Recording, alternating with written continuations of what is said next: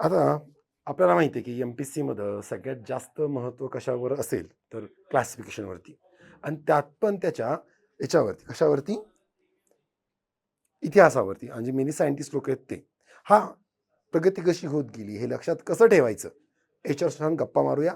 या 5 मिनिटात तुम्हाला सगळे सायंटिस्ट लक्षात राहतील आणि कोण काय केलंय तेही लक्षात राहील. चालेल. नमस्कार, मी डॉक्टर निलेश पवार आपल्या सगळ्यांचं आपल्या या एम-पी-एस-सी विद्यार्थी वर्गात स्वागत करतो. मित्रांनो, एकदम सुरुवातीला जर सजीवांचं वर्गीकरण कोणी करायचं ठरवलं असा विचार केला ना, तर याच्यावर सगळ्यात पहिल्यांदा नाव येईल अरिस्टॉटल यांचं. मग तिथून जो प्रवास सुरू झालाय तो आतापर्यंत कसं कसं होत गेलं हे आपण इथं बघायचंय. मग सुरुवातीला जेव्हा अरिस्टॉटल आले, तर अरिस्टॉटल यांनी सगळ्यात पहिल्यांदा वर्गीकरण केलं, तेही प्राण्यांचं केलं. त्यांच्या अधिवासानुसार केलं, भूचर, खेचर, जलचर यानुसार.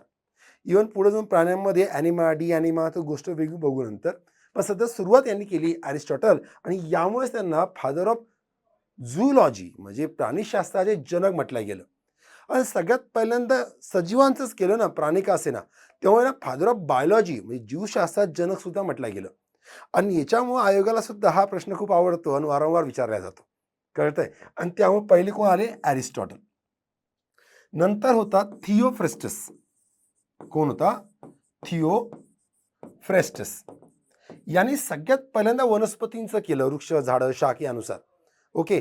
तर पहिल्यांदा वनस्पतींचं केलं म्हणून यांना वनस्पती शास्त्राचे जनक म्हणजे फादर ऑफ बॉटनी म्हटलं गेलं. ओके.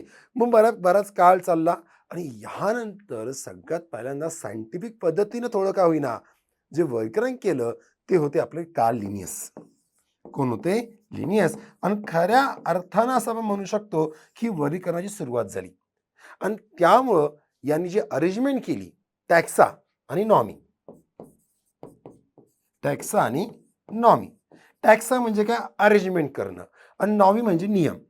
नियमानुसार अरेंज करणं म्हणून टॅक्झॉनॉमीचे फादर म्हटलं गेलं. बरोबर. टॅक्झॉनॉमीचे जनक कोणाला म्हटलं गेलं?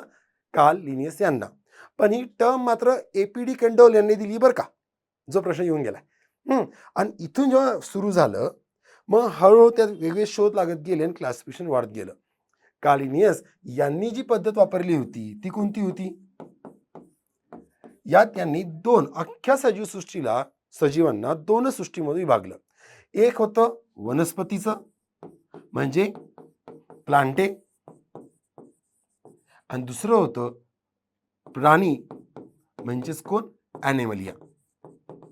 म्हणजे संपूर्ण जीवसृष्टी या दोन किंगडममध्ये डिव्हाइड झाली म्हणून हिला टू किंगडम सिस्टीम असंही म्हणतात.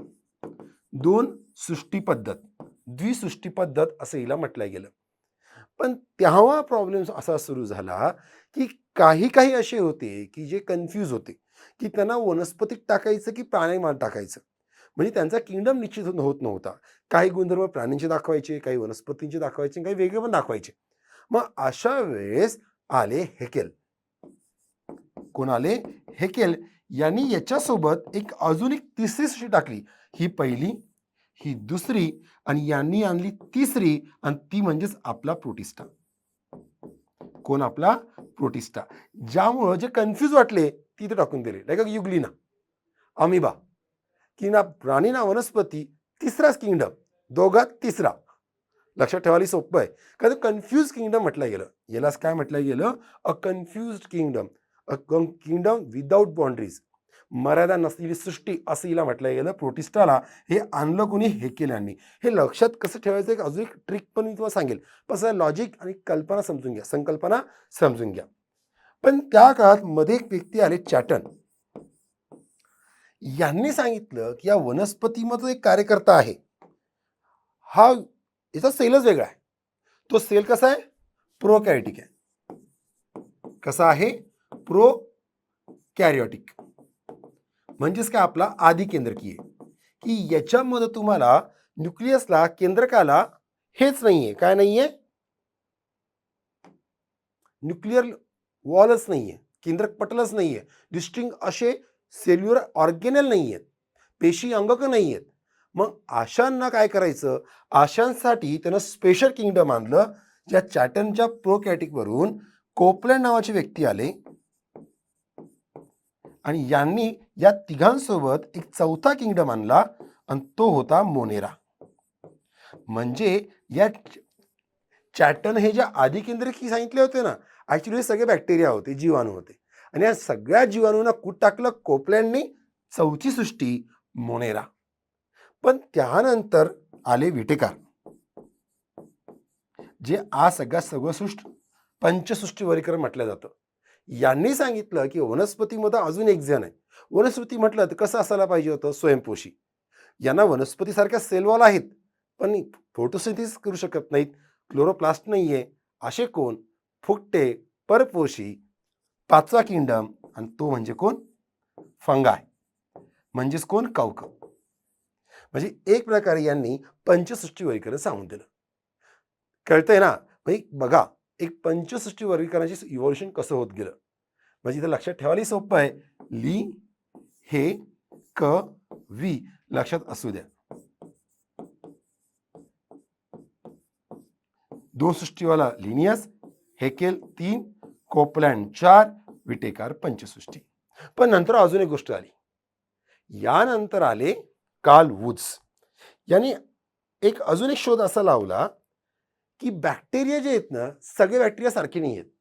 यांच्यामध्ये पण दोन भाग पडतात. एक भाग पडतो आर्कियाचा, म्हणजेच आर्कॅइक बॅक्टेरिया किंवा पुरातन बॅक्टेरिया, जीवाणू असं आपण म्हणतो. आणि दुसरा येतो यू बॅक्टेरिया. म्हणजे दोघांमध्येही तुम्हाला काय दिसत आहेत? प्रोकॅरियोटिकच दिसत आहेत, आधी केंद्रकी पेशी दिसत आहेत.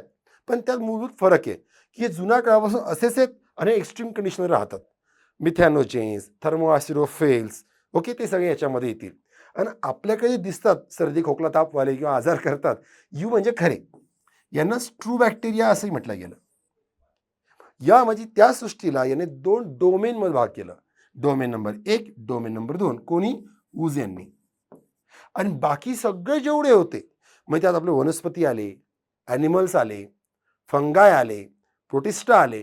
या चौघांना म्हणजे प्लांट्स, ॲनिमल्स, प्रोटिस्टा आणि फंगाय, या सगळ्यांना तिसऱ्या डोमेनमध्ये टाकलं, ज्याला नाव दिलं यू कॅरिऑट्स. म्हणजे ज्यांच्यामध्ये दृश्य केंद्रकी पेशी आहे.